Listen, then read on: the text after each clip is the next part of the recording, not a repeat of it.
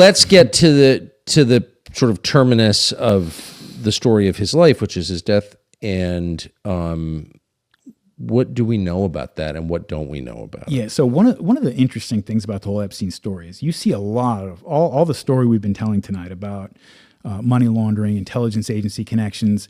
In the 80s and 90s, like a lot of that stuff is, again, it's a pile of circumstantial evidence, but it's a big enough pile that you can really draw a pretty firm narrative with it. When you get to the, say, 2010s, we don't have nearly as much sort of solid information on crimes being committed or high-level things going on. Now, one of the things we do have is he was very, very close with Ehud Barak, former Israeli prime minister, and he was the head of military intelligence for quite a long time. In fact, he was head of military intelligence back when Jeffrey Epstein, Adnan Khashoggi, these people would have been operating, back in their heyday. He was very close with him. He was photographed going into Jeffrey Epstein's house one time, like in a disguise. He stayed over for not overnight, but for longer stretches for a long time. Jeffrey Epstein provided the seed money for a tech company that Ehud Barak started up with a bunch of guys who were veterans of Unit 8200, which is like the Israeli NSA, basically a tech company.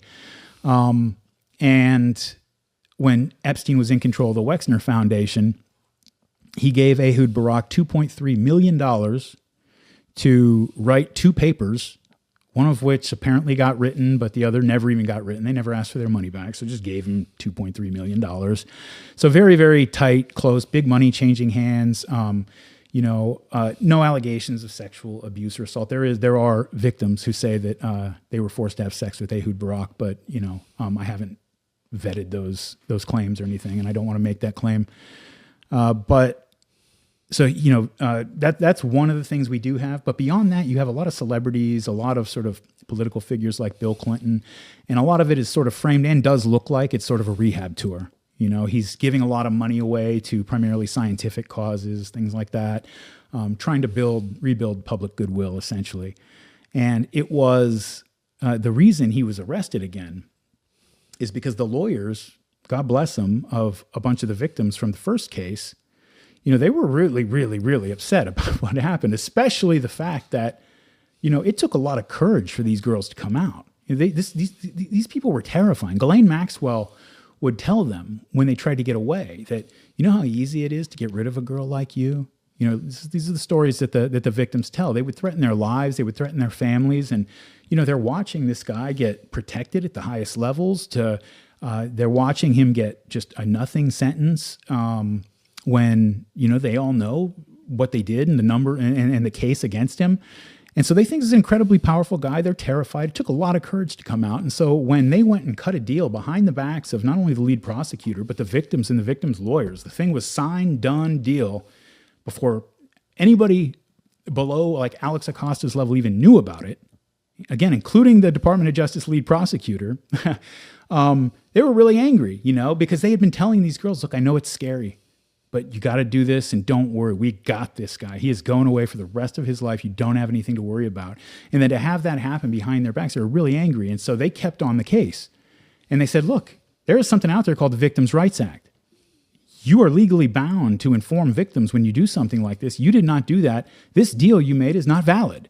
And eventually a federal judge found that indeed the government had engaged, these are the words of the federal judge, had engaged in a conspiracy with Jeffrey Epstein to make this deal, this illegitimate, illegal deal. And so it got stricken.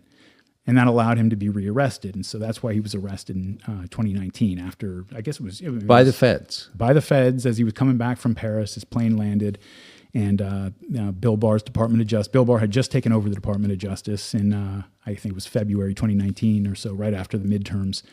And he has him arrested. And then everybody kind of knows the rough outlines of the story after that. He's in jail. There was the story of him being assaulted apparently in his cell by this gorilla that they put him in there with. You see the picture of the dude that they put him in with. He was a corrupt NYPD police officer who was in for a double murder of 2 drug dealers that he was offing for another drug deal, something like that. He's like giant bodybuilder dude, just a monster of a guy. And, they put little Jeffrey Epstein, a guy who's, for all of his evils, not a violent criminal, in a cell with that guy. That guy assaults him. And then he ends up, he ends up dead under circumstances that, have been gone over again and again. And they're as insane and ridiculous and implausible as everybody says. I mean, for years, we were always told, this is just until very recently when they released that footage of the hallway outside his cell, that there was no footage, that all three of the cameras that were relevant to that area of the jail somehow had malfunctioned or gone out of service at the same time. And the guards who were on duty that night, they had fallen asleep, and the pages of their logbook for the pertinent time period somehow had gone missing. And just all of these things, you're like, come on, man. Like, so you walk into my garage, my actual garage, one of the first things you see is a Liberty safe. We trust it. All my family's guns are in there, the guns I inherited, the guns I actually hunt with.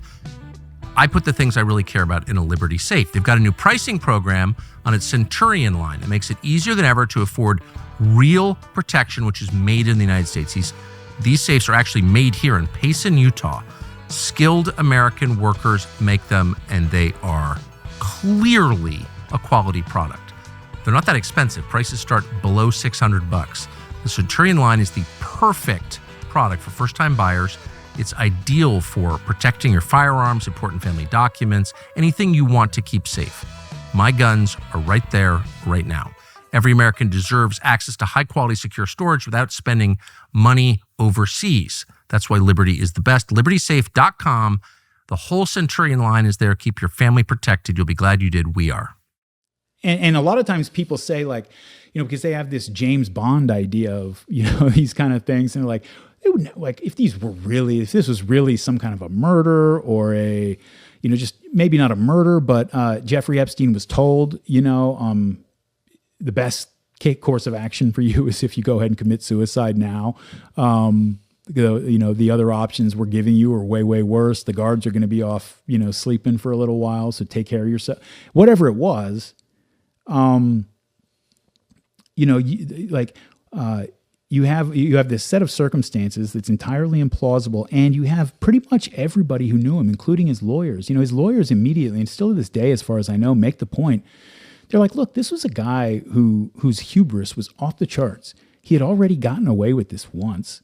He was now under arrest with a president that, I think personally, we'll see what happens. I just don't personally buy into the accusations of Trump having to do with Epstein. Just doesn't strike me as the personality type that would do that kind of thing.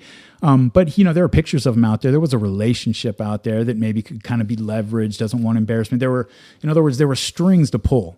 Like, it wasn't as if his appeals were exhausted and he's going off to prison tomorrow, where, you're going to have a bunch of boss crackers waiting for this new Jewish pedophile that just showed up and he's just going to kill himself.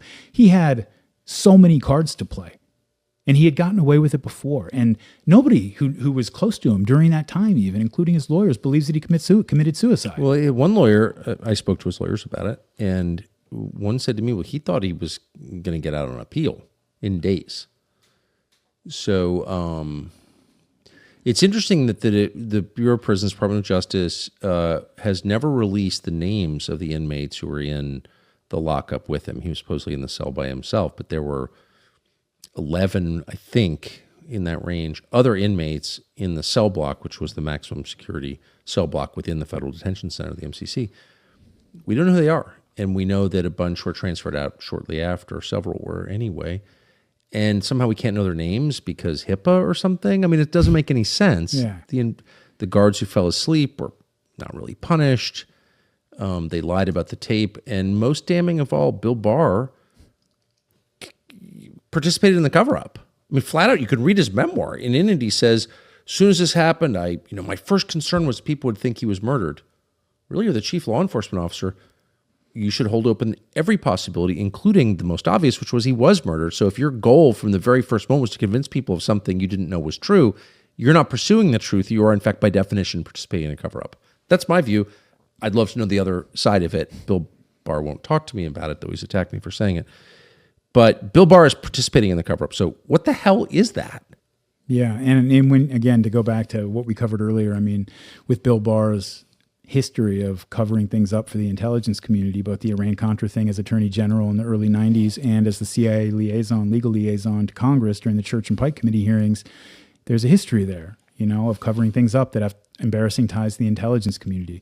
And, one of the ways that, I don't think Bill Barr, if he was your neighbor, I think he's probably a good neighbor. If you didn't, if he was never... Well, I know him. I've always thought he was a super nice guy, friendly guy. I'm sure he's everybody who knows him thinks he's a good man. And, What matters is how you use your power. That's how you're judged. And again, to go back to how people justify things to themselves. Thanks for watching our YouTube channel. We hope you'll subscribe to it. And by the way, you can hit the little bell on there and get notifications every time we produce a video. We hope you'll do that also.